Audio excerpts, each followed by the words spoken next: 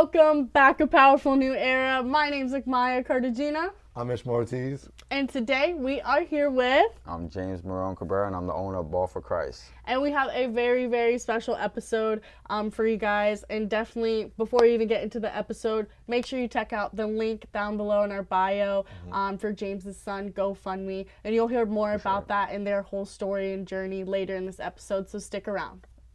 On the intro.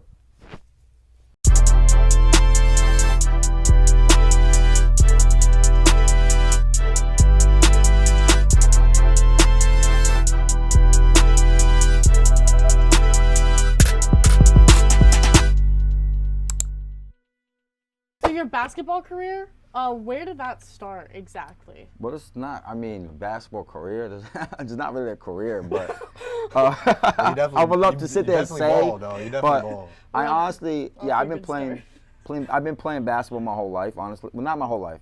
I grew up in New York playing baseball. Moved to Florida when I was 12, and that's the first time I ever picked up a basketball. And at that time, that's when like N1 mixtapes were popping. And, you know, I didn't have a basketball hoop. I used to watch the videos, and then I used to grab my basketball and go outside and just imitate it. Then I started walking to the rec every day, and I would just dribble the basketball the whole way up there. And that's where, like, the love of basketball came from. Like, I moved out here, and it switched from baseball. I still played baseball, but it switched from baseball to basketball, and I played, like, bro, I'll tell you, 7 days a week. I would go out to the rec, 6 to like 10 o'clock at night. Yeah, the old James is different. Bro, every day, bro, every day. If I could still play every day right now, I would. My body don't let me. My heart, my mind wants to. My body won't let me. Right. So Okay. I love basketball. So did you go and play like in school then? I actually did not. You didn't. I did not. Middle school basketball wasn't a thing when I was growing up. A lot of people. You said it wasn't a thing? Middle school basketball, no. Oh, I'm 37, so it wasn't a thing when I grew up. But it's still valid to like get like when talent, I got to high school, I struggled with low self-esteem. I had very low self-esteem growing up due to just history. I was adopted, stuff like that. But I had low self-esteem growing up, so when I got to high school, I started trying out for basketball and football and baseball.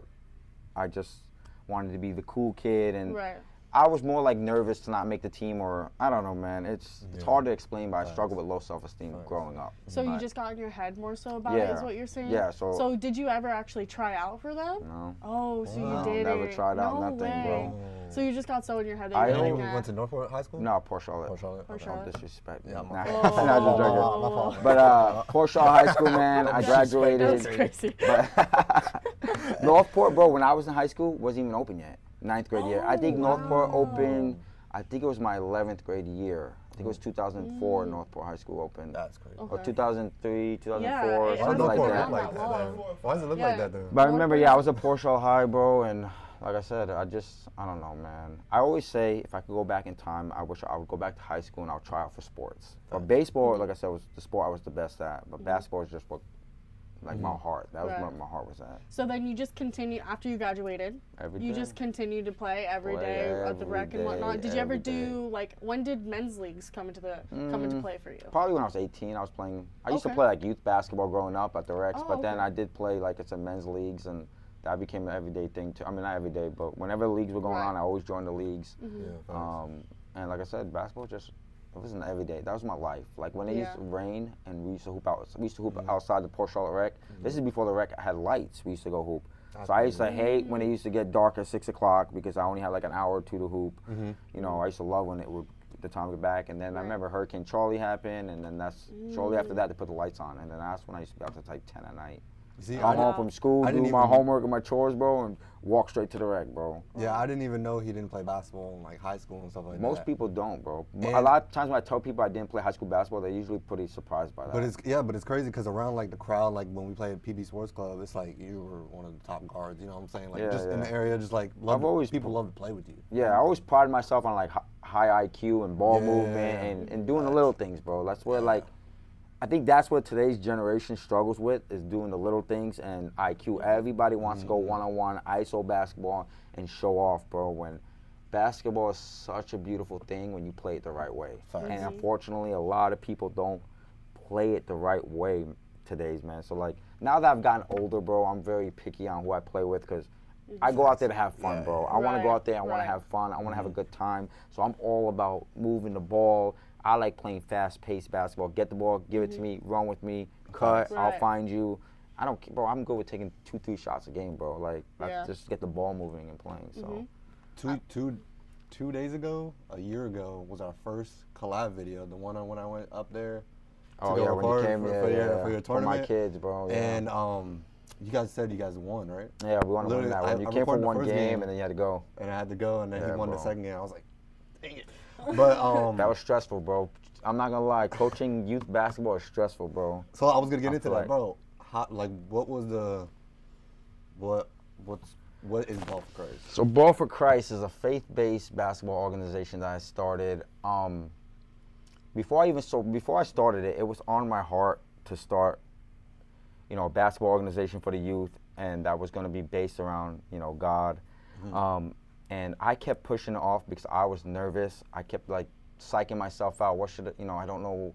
Should I be preaching? Should I be having messages? I didn't know what to do, and I kept pushing it off.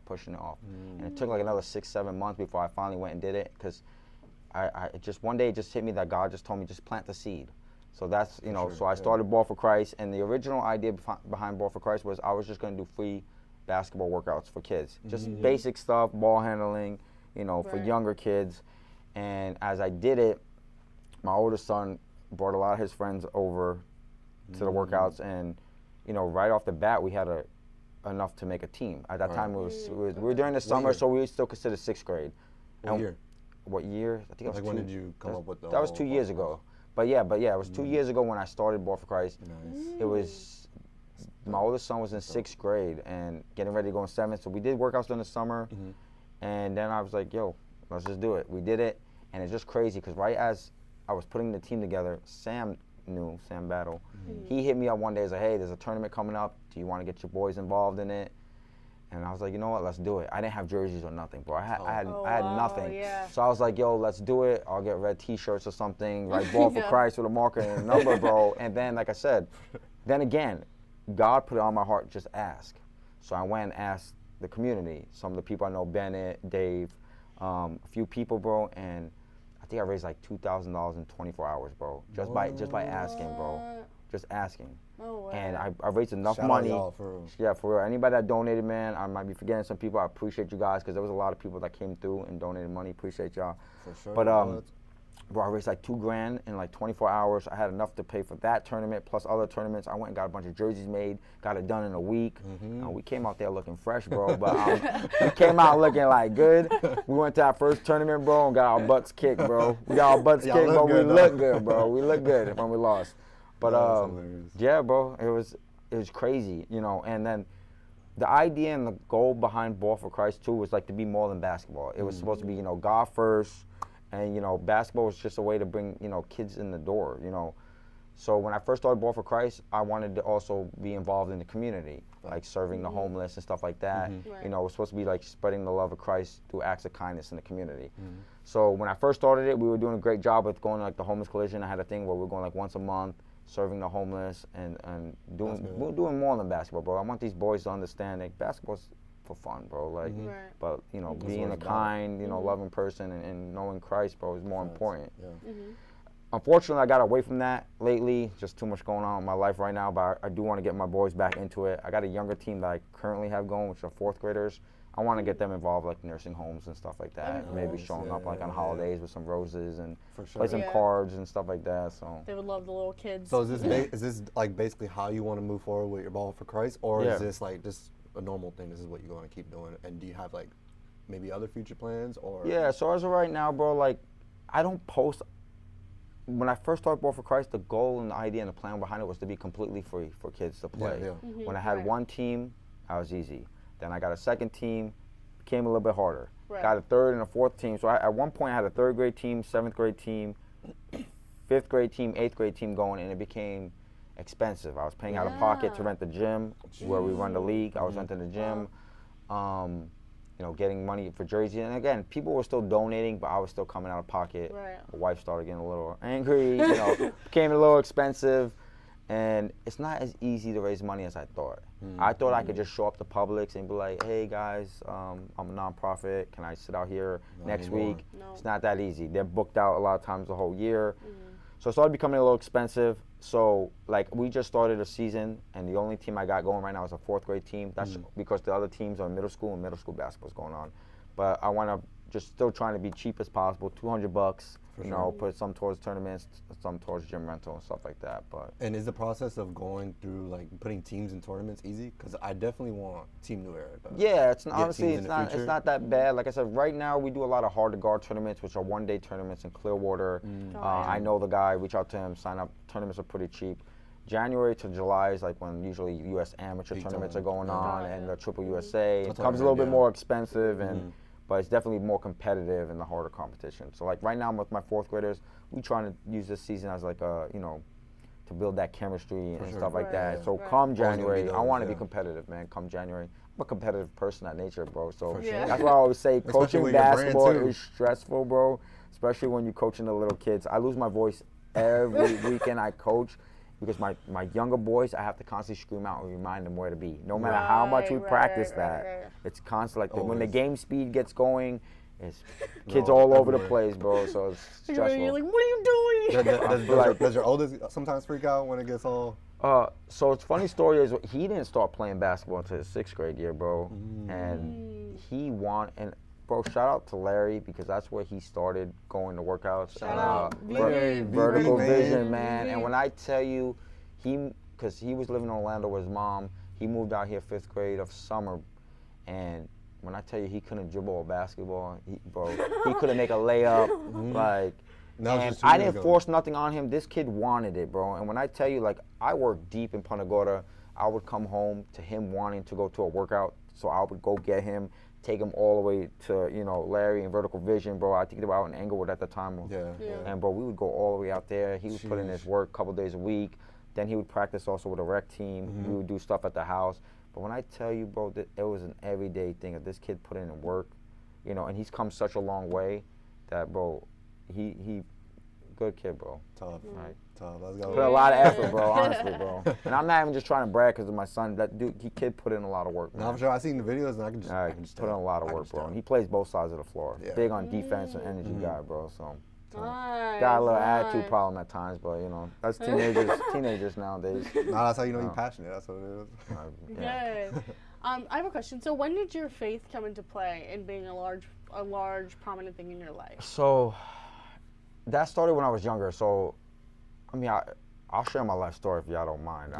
So when I was younger, unfortunately, my parents were drug addicts. They were actually heroin addicts. And my parents actually contracted HIV through sharing needles. So when that had happened, it was me and my 2 real brothers at the time. My parents, honestly, they passed away. My father passed away, I think it was November of 1995. And by April 12th of 1996, my mother also passed away.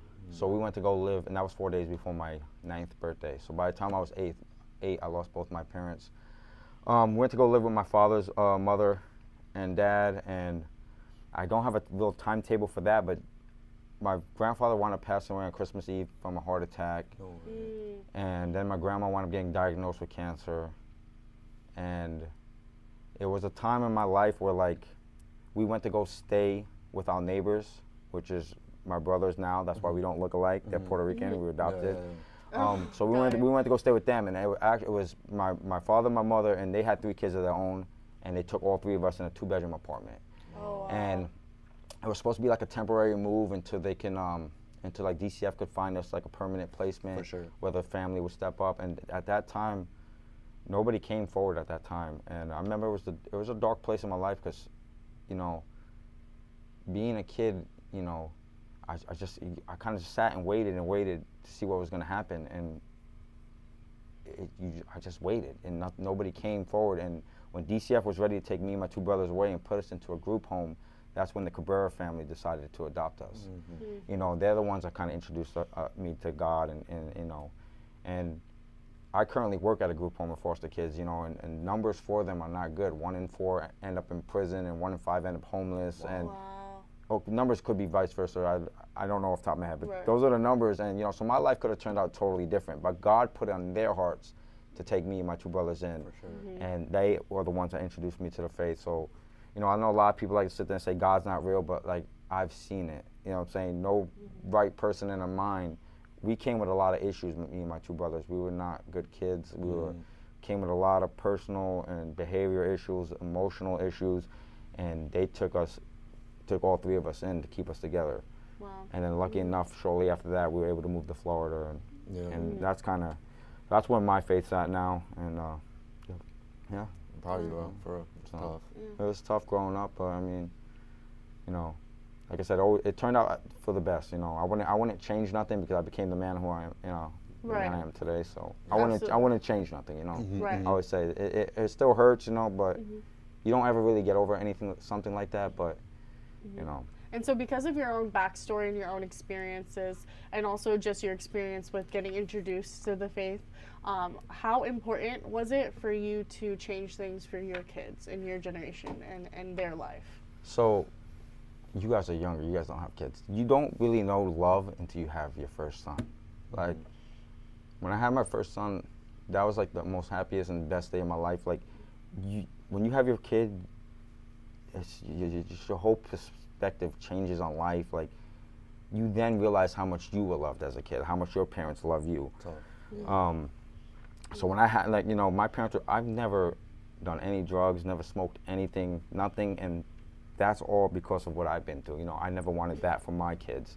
You know, so like I said, one day you guys will have kids and you guys will see how much your life changes. Like, it's crazy when you have your first son. And now I have 4 boys now, so my oldest 13. Yeah. Youngest is 3. So. And so with Ball for Christ, you said it's 2 years that you've been around, correct? Yeah, 2 years, 2.5 years maybe. 2.5 years. Okay. And so what are the next steps? I know we said that we want to try volunteering more and doing more for the community. But in the grand scheme, like, think like really big. Where do you want Ball for Christ to be? Well, like I said, I'm gonna continue to do volunteer work, and I'm hoping this continue to grow. And I kind of had a vision the other day where maybe I kind of wanted to start a youth basketball league, to where again it's not just basketball. It's, you know, faith-based. Maybe have like a Bible verse of the day. We do prayer before and after games, you know, and get the whole community involved. We like that in the community. You know, Yeah, exactly, bro. I think we take God out of a lot of things in today's world, and as you can see, bro, the world we live in, it's crazy out there. So I want to try to do my part to put God back into it, even if it's just simple things, little things, basketball, you know, again. So that's where I want Ball for Christ to be. I want Ball for Christ to be something more than basketball. We represent, you know, like I said, it's God first, you know, serving the community, and then basketball. Basketball, let's go out there, let's have a good time, let's have fun, but let's go be positive influence, and like I said, spread the love of Christ through acts of kindness in the community. Absolutely. And then, so let's talk about your content. So on your TikToks, right? You got don't some know, good he's numbers. famous. Not famous. 35, that's it. 35,000 followers, not famous, but That's way more than me. No big deal. So talk about your content a little bit. Like, what video was it that really like went viral, So, and then, you know? when I first started TikTok, it was more comedy stuff. I would post like Christian content, but more comedy, Christian skits and stuff like that. And then there was one skit that I had made at my job, and it was going through life without God. And we had this hallway, and I'm walking. Yeah, that's right. So I'm walking That down. is the video. So I'm walking down so the good. hallway, and I open the door, and the kid, it's supposed to be like rejection. The kid pushes me down, and I get down to the end of the hallway crawling, and it's supposed to be Jesus at the end, opening the door for me, making a way. Crazy. I saw that. And when I made that video, it took me almost a week to post it, because I honestly was like, is this video even good? Should I post it?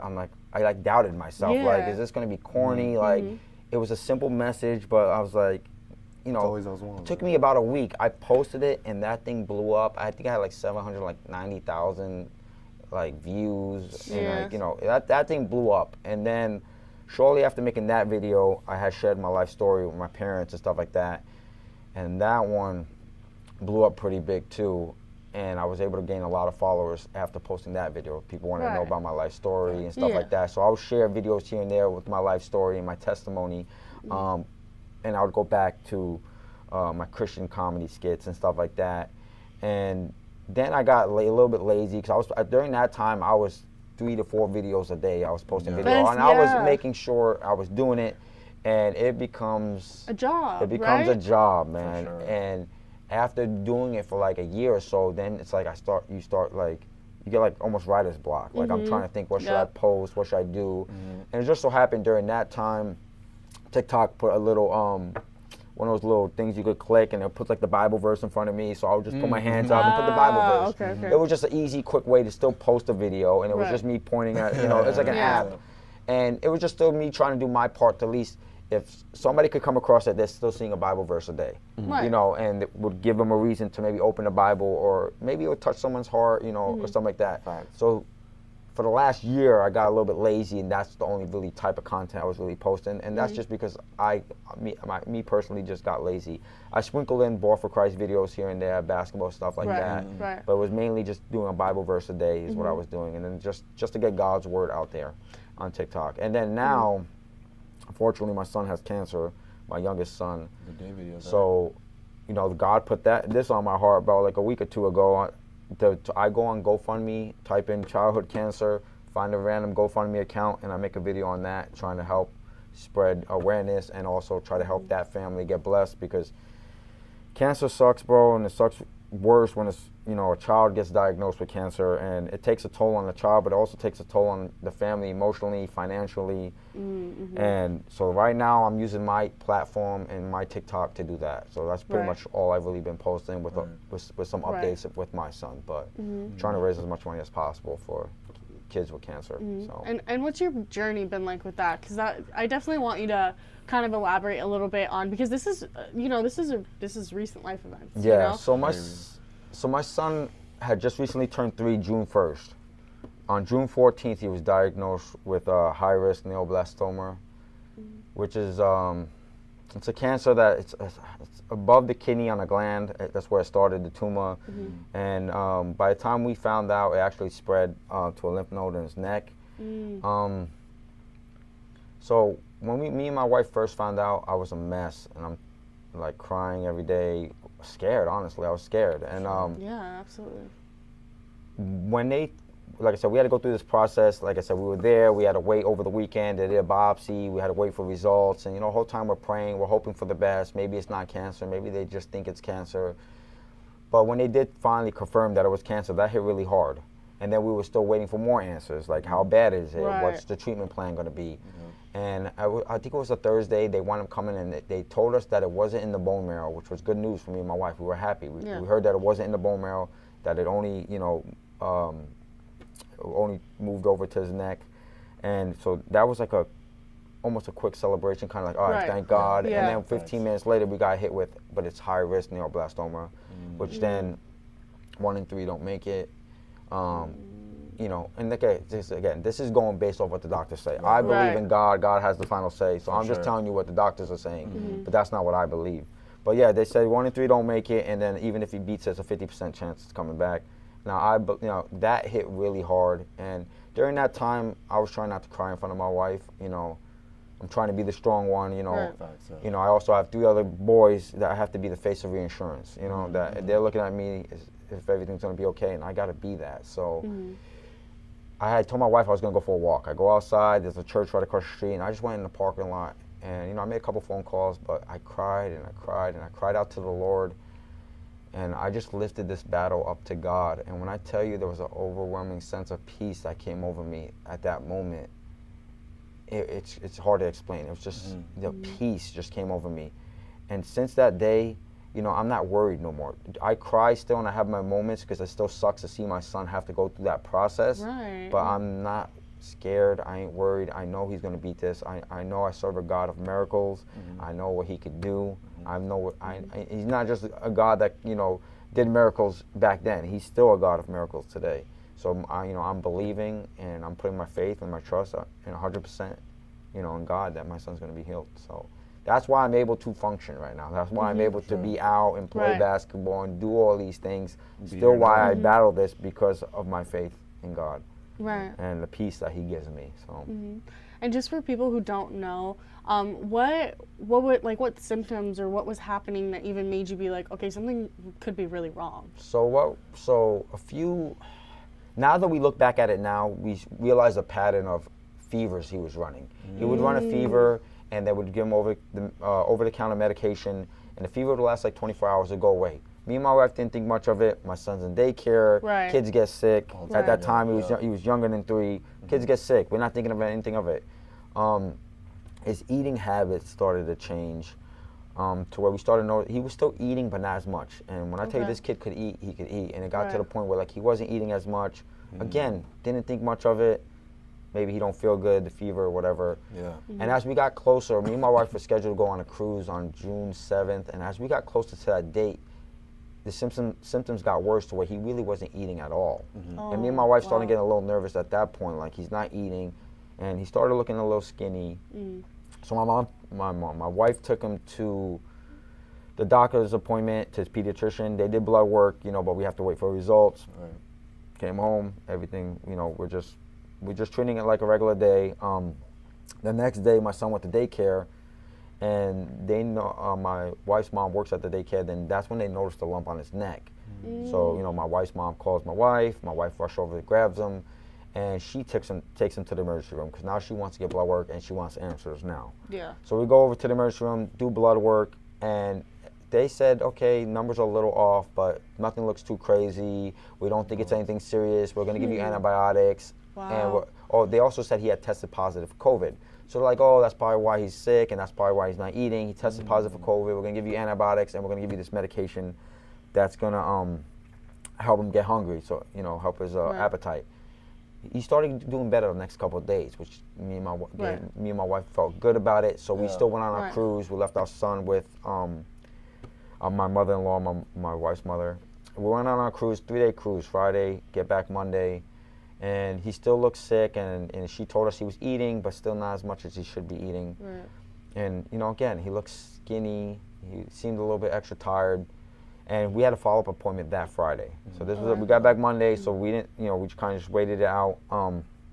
During that week, I kept waking up in the middle of the night, and I didn't feel right. Like, I could feel something.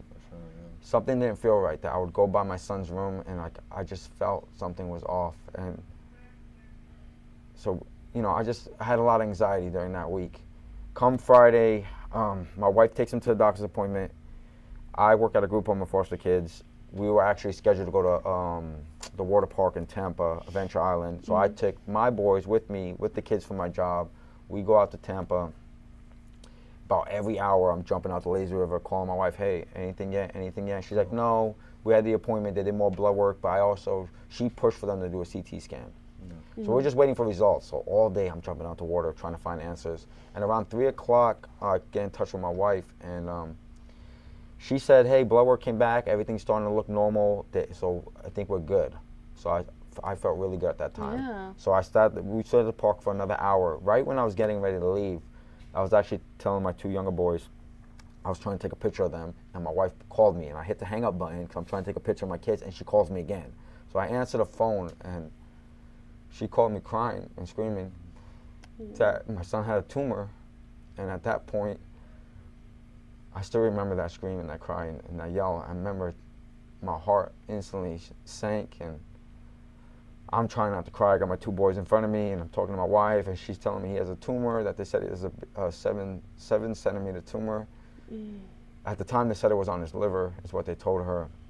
She's like getting ready with her mom to go out there. I'm trying to rush and get my kids and the kids from my job. I got to go back, take them back. Right. Yeah. And, you know, Jojo was there with me, and I couldn't, you know, my oldest son was with me in the front seat. He saw me crying. So he knew, I told him from the get-go. My other 2 boys in the back, I'm trying to keep it from them. I didn't want them to know what was going on. I rushed back, dropped the kids off, you know, to grandparents, stuff like that. And I get back in the car, and I have to rush right back to St. John's and St. Pete. A lot going through my mind during that time, and you know, it was a stressful, you know, scary moment. Like I said, that's when we got to the hospital. We were there for like a few hours before they even admitted us. You know, we finally get admitted, and then, like I said, I think it was around 2 o'clock in the morning is when the first doctor came in and said, "Hey, listen, this is what we suspect it is. We suspect it's neuroblastoma." And you know, that was tough to hear. Like I said, it was hard hearing that. But again, it was just they didn't have 100% answers. We were hoping for the best during that time. But Well, like I said, he's doing good. He's went through 3 rounds of chemo. We're looking at 15 to 18 months of treatment. He went through 3 rounds of chemo already. He's actually scheduled to go tomorrow for his 4th round of chemo. He's also on a trial medication that he takes along with the chemo, which causes a lot of pain, but it's supposed to like go directly after cancer cells. When he's on the medication, it's tough on his body. He's weak, he's tired, he's in pain. They usually have him on like morphine and stuff like that, so he doesn't eat much. He's real skinny. I don't, like I said, I hate when he's on the treatment. Like, I stress out, and I feel bad for my wife. She gotta live in that moment 24/7. I get to, I'm not more focused, but my job is also with my 3 other boys to keep their life as normal as possible, which that's been really hard because, like I said, it's like their normal is not normal, his normal.